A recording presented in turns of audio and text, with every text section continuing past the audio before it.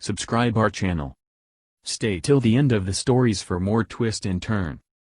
Comment us about what kind of stories you like to hear. Disclaimer: the channel is not in any kind of support or link to behavior, remarks, statements, feeling, decisions or any kind of emotions in the stories. AITA for not giving my wife a full-throated acknowledgement of my daughter's diagnosis. My wife is not a kid person. She can't sit down and play blocks with a toddler without getting annoyed at the chaos. She can't play board games with our early elementary kids because they cheat or don't follow their rules, and this makes her angry. I don't hold it against her. Not everyone is wired to love kids.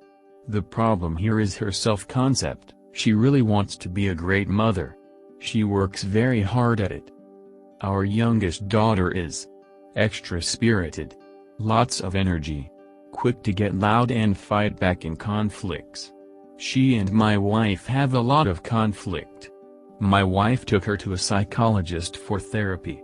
After a few weeks the therapist stopped seeing both of them and for a few years now, has just seen my wife. They work on her own childhood trauma. Father abandoned them when she was 3, mother went to work full-time, her brother, 6 years older, terrorized her. She hates him to this day.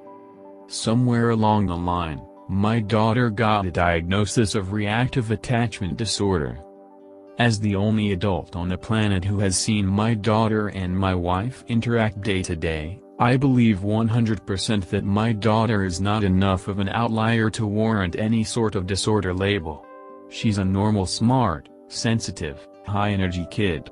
The source of the frequent conflict she has with my wife is because my wife doesn't know how to set age-appropriate boundaries or provide support, encouragement, and love in the moments when my daughter is right to receive them.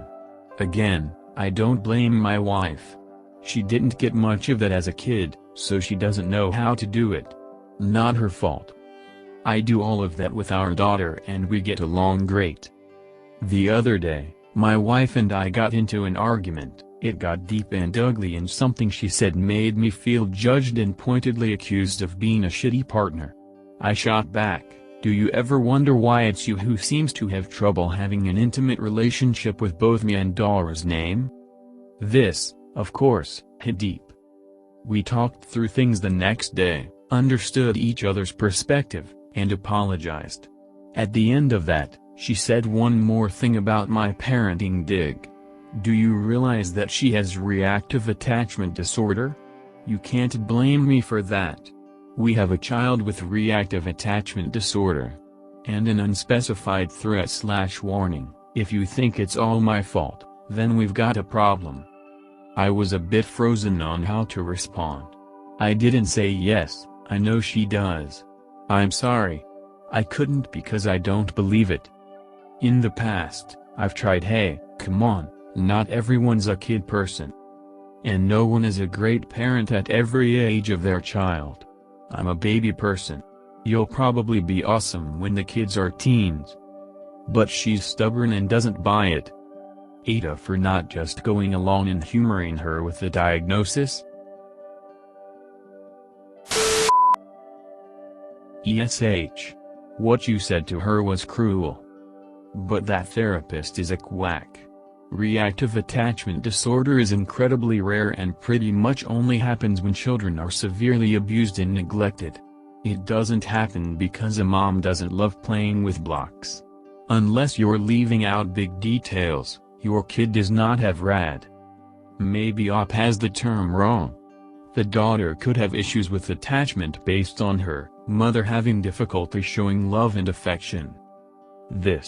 People can form different attachment styles with different people in their lives. It's one of the things they teach in child development courses in college. Source: I'm a psych student. Edit: Rena Addis. I would definitely recommend OP take the kiddo to the therapist she was diagnosed by and double check it. Unless there's some serious abuse and neglect, it's difficult to have that diagnosis. Especially with only a few weeks of therapy. Auntie A, and I highly doubt your kid has RAD, But if she does, it is the kind of disorder that is caused by the actions, usually severe abuse and neglect, of parents, so saying you can't blame me for that seems a little ridiculous. It's not a genetic condition. It's environmental. You totally can blame her for it, if you are so inclined. Info: is it really just your wife's diagnosis of your child, or is it a diagnosis handed down by the therapist? It seems very strange that the therapist would diagnose a child they only saw for a few weeks when they have been working solely with the mom for years now.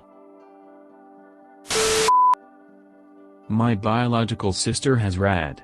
This stems from our bio mom's boyfriend molested her when she was 7. Like any normal mom, bio mom married said boyfriend while he was in prison after being convicted of molesting my bio sister. They are still married to this day.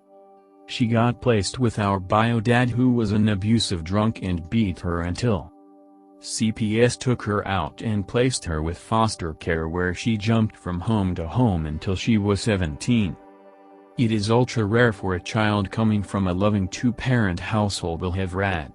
And, like you said, if she doesn't have those issues with you, it sounds like your wife is simply unable to create a bond with your kiddo due to her own mental issues going on. IMO, you are NTA. But don't forget how much fighting words can hurt.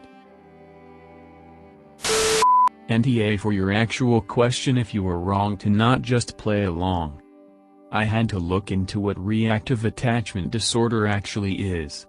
It sounds like your daughter is less likely to have been diagnosed used that way than your wife. She's the one with the abandonment issues. You call yourself a baby person, it doesn't fit the definition to just ignore a crying baby. Obviously, she hasn't been bounced around in foster care, etc. To blame your wife is shitty even if she does have relevant issues. Be supportive, don't ask me how while you're in an argument. But just don't be a dick. This one is hard. Why did you guys have kids if she doesn't like kids? It sounds like if she has a hard time showing love and connecting with her own kids, you probably all need to be in therapy. She is just fooling herself in order not to deal with the problem. It can be unconscious, and that's why she is fighting so hard to keep this diagnosis. Maybe you two should talk about it in therapy together. Thanks for listening so far. If story have update, we will post here. Like and subscribe to our channel for upcoming stories.